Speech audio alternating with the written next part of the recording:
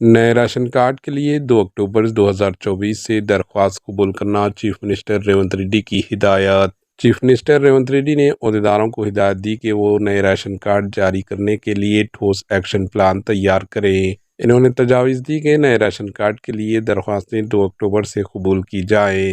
جمعرات کو chief minister Revanth Reddy کی صدارت میں ریاستی سکریٹریٹ میں راشن کارڈ کی اجراءات سے متعلق طریقہ کار کا جائزہ لیا گیا۔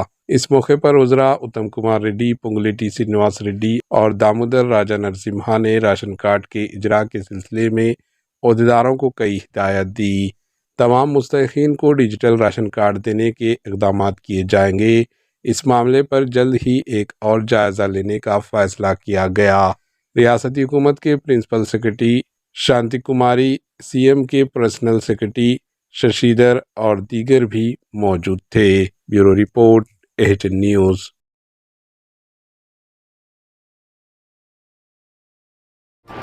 AHN نیوز کو لائک کریں، شیئر کریں اور سبسکرائب کرنا نہ بھولیں۔